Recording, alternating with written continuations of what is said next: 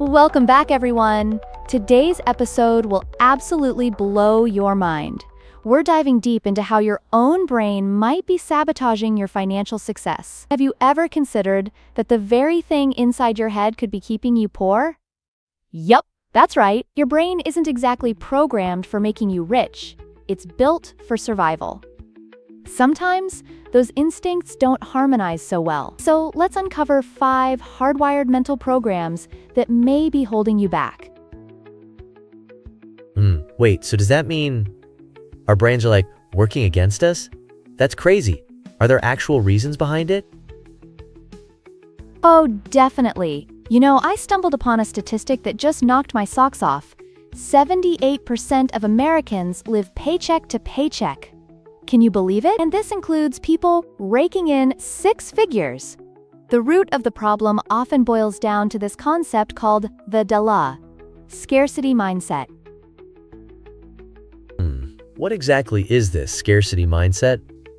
Is it just about being broke or something? Great question.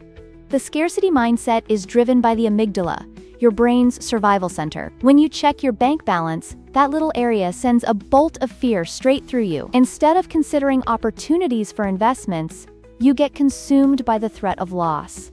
Imagine being in a jungle, right? If a tiger jumps out at you, you aren't thinking about the exotic fruits ahead. You're just trying to survive. Whoa, that sounds intense. So, is that the reason people say things like, money doesn't grow on trees? Like, they can't envision opportunities because they're stuck on what they don't have? Exactly. Wealthy individuals have trained themselves to think in terms of abundance.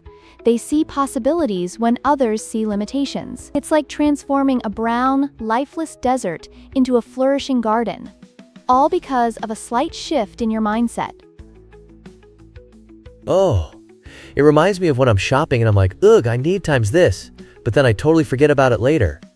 Is that linked to this mindset? Absolutely. That's what I like to call the dopamine disaster. When you buy something, it's a burst of dopamine, the brain's reward molecule, giving you that immediate pleasure hit. You're on cloud 9 for a split second. But guess what? That high doesn't last. So it's like riding an emotional roller coaster? But then, what happens after that thrill? Right. Then you're back wanting more to chase that fleeting joy. Research even shows that anticipating the purchase often sparks more dopamine than actually owning it. So, here's a trick. Try the 72-hour rule. If you want something that costs over $100, wait 72 hours before buying. Ooh, that's a cool strategy. I might try that next time. But what if I end up regretting it after that wait?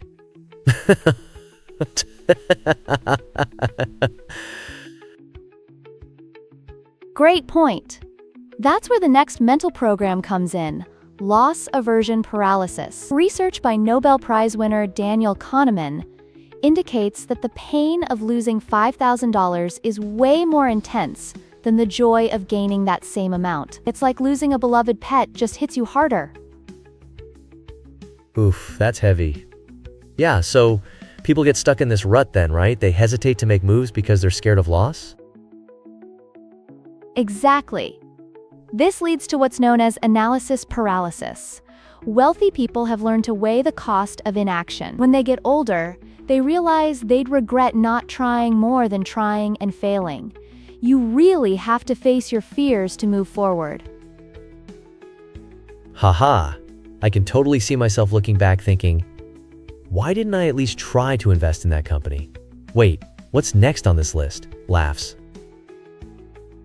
Oh, the comparison trap. This is where social media swoops in. It's like a sneaky monster, triggering feelings of inadequacy. Your brain naturally mirrors those around you, and it's wired to compare. So if my friend just bought a fancy new car, I feel this weird pressure to, gulp, buy one too? Ugh, that's wild.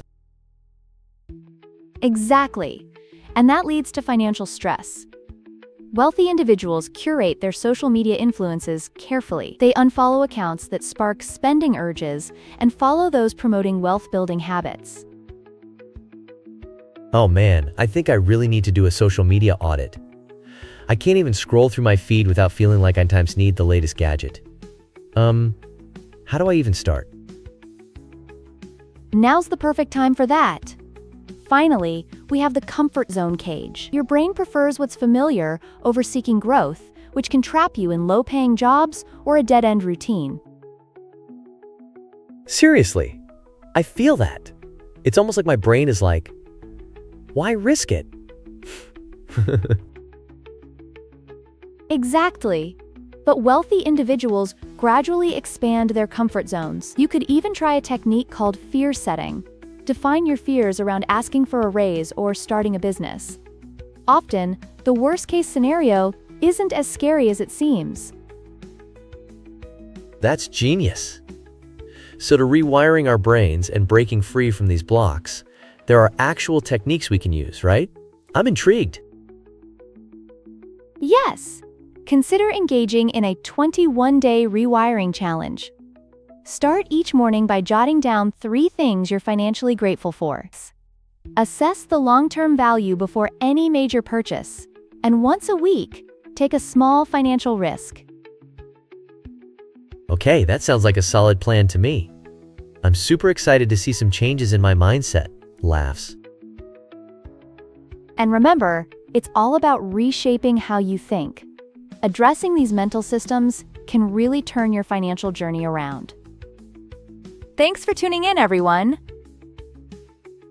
Keep questioning, stay curious, and let's break those mental blocks together.